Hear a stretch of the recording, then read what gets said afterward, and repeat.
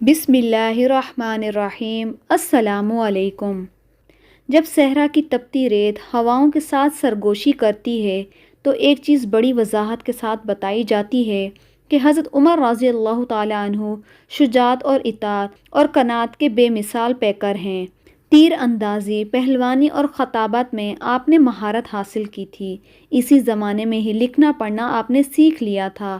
رواج زمانہ کے مطابق تعلیم کے بعد فکر معاش کی طرف متوجہ ہوئے اور عرب کے اہم مشاغل تجارت کو اپنا روزگار سامان بنایا۔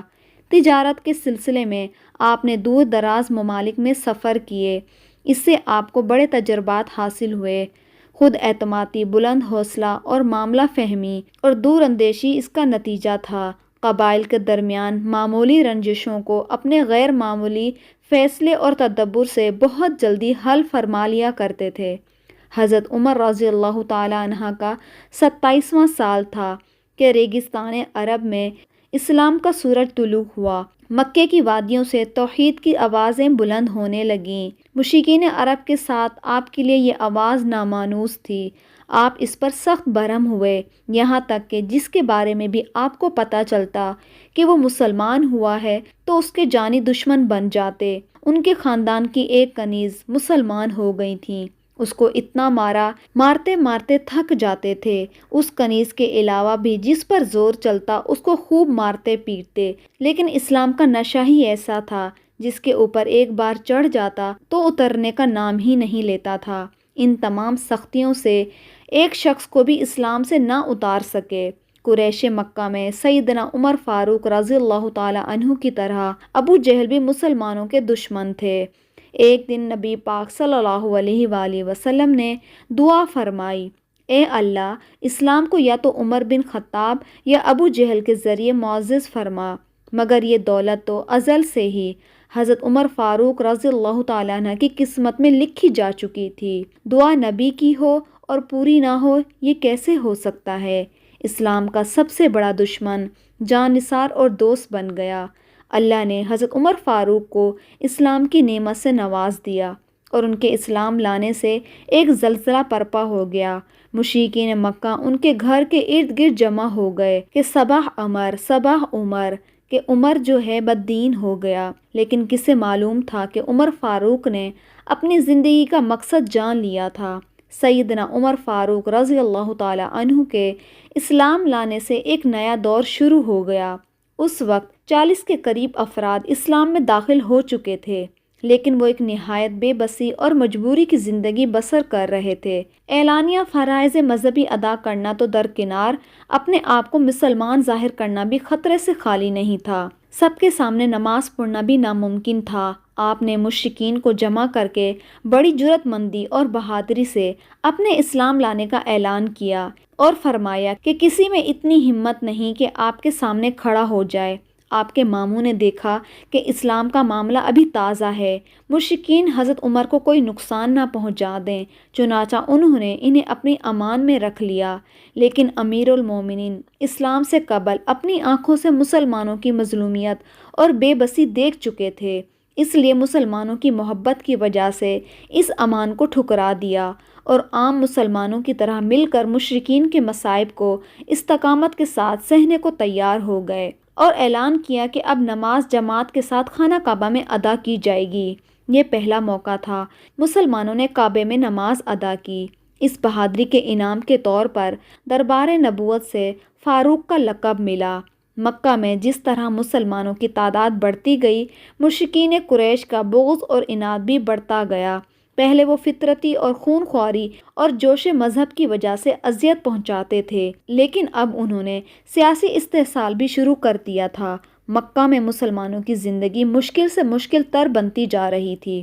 مسلمان حضور صلی اللہ علیہ وآلہ وسلم کی اجازت سے مدینے کے ساتھ مختلف ممالک میں ہجرت کرنے لگے۔ تمام مسلمانوں نے خفیہ اور پوشیدہ ہجرت کی۔ اس کے مقابلے میں سیدنا عمر فاروق رضی اللہ تعالیٰ عنہ نے آپ صلی اللہ علیہ وآلہ وسلم سے اجازت ہجرت طلب کی۔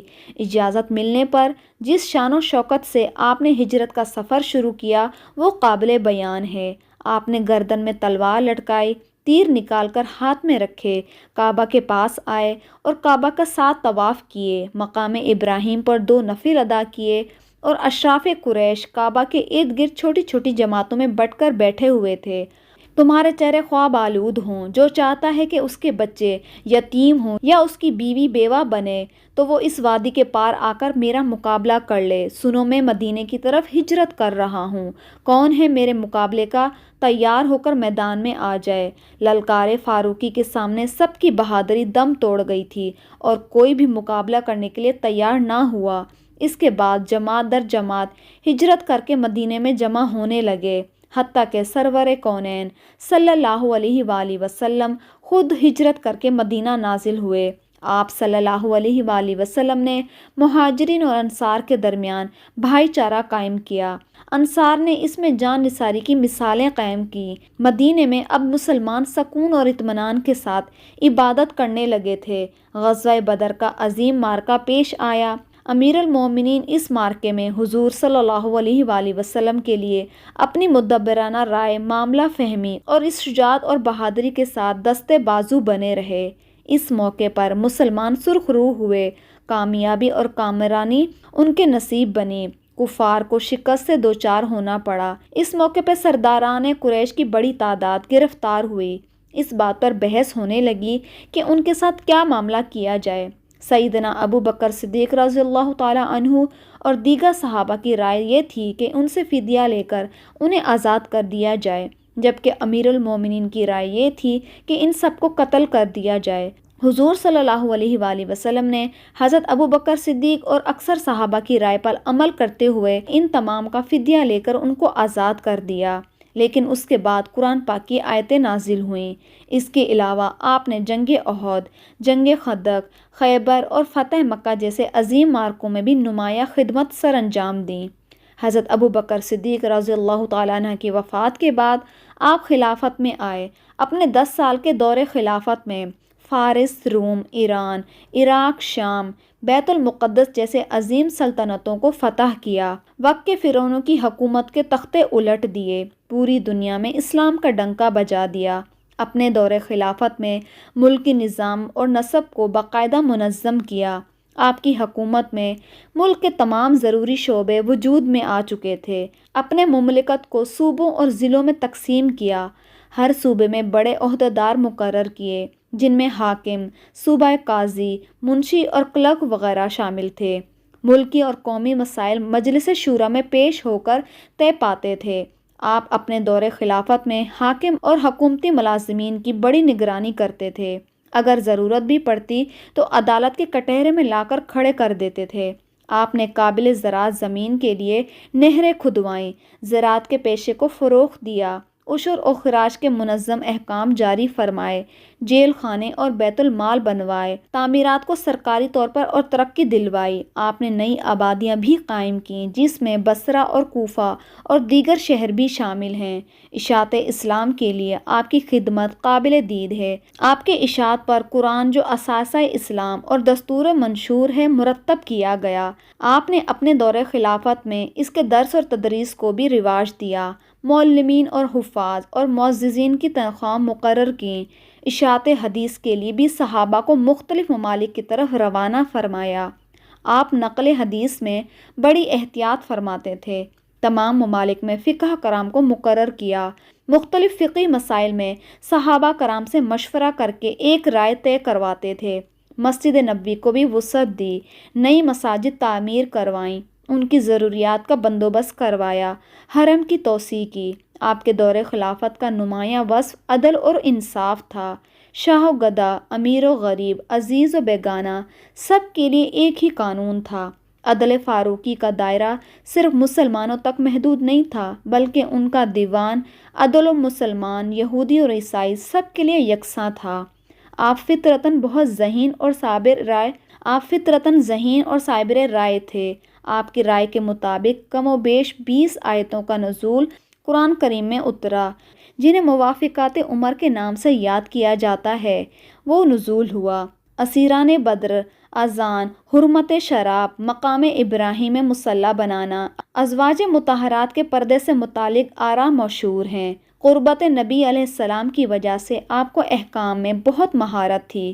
اس کے باوجود بھی کسی مسئلے میں الجھن ہوتی تو بلا پیش صحابہ سے دریافت فرما لیتے۔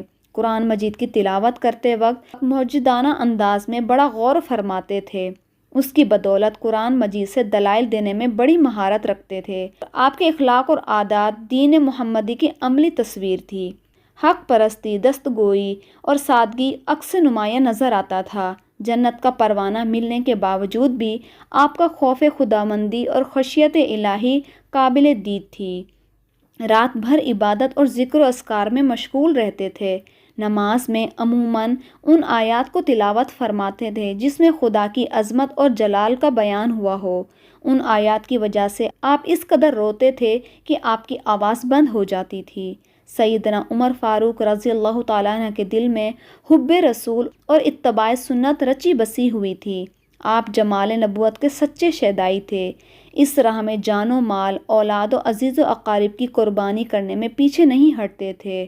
درود و قناعت کے پیکر تھے۔ دنیا کے طالب، حب جاہ و مال سے نفرت تھی۔ آپ کی زندگی نہایت ہی سادہ تھی۔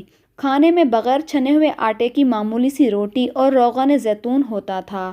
خلافت ملنے کے بعد آپ اپنی زندگی میں نہایت ہی محتاط ہو گئے تھے۔ فقر و فاقہ، تنگ دستی سے زندگی بسر کر لیتے تھے۔ انکساری کا یہ عالم تھا کہ کندھوں پر مشکیزہ رکھ کر بیوہ عورتوں کے لیے پانی بھر کے لاتے تھے، بازار سے ان کو سودا وغیرہ لا کر دیتے تھے۔ آپ کی زندگی رحم دلی سے بھرپور تھی، البتہ دنیاوی معاملات میں بہت سختی تھی۔ آپ اپنے بچوں اور اپنے ازواج سے نہایت ہی محبت کرتے تھے۔ فیروز نامی مجوسی غلام نے آپ کو صبح کی نماز کے وقت خنجر لے کر آپ کے اوپر اچانک حملہ کر دیا اور مسلسل کئی وار کیے۔ زخم اس قدر زیادہ تھا کہ آپ صحت یاب نہ ہو سکے۔ آخری وقت میں بہت اہم وصیتیں کیں۔ 3 دن کی اس کشمکش میں رہ کر محرم کی پہلی تاریخ کو ہفتے کے دن 24 ہجری کو اسلام کا عظیم چراغ بجھ گیا اور اپنے محبوب آقا کے پہلو میں ہمیشہ کے لیے میٹھی نیند سو گیا۔ اللہ تعالیٰ سے دعا ہے کہ اللہ تعالیٰ ہمیں حضرت عمر فاروق رضی اللہ تعالیٰ عنہ جیسی شجاعت اور دین پہ چلنے والا بنائے۔ آمین یا رب العالمین۔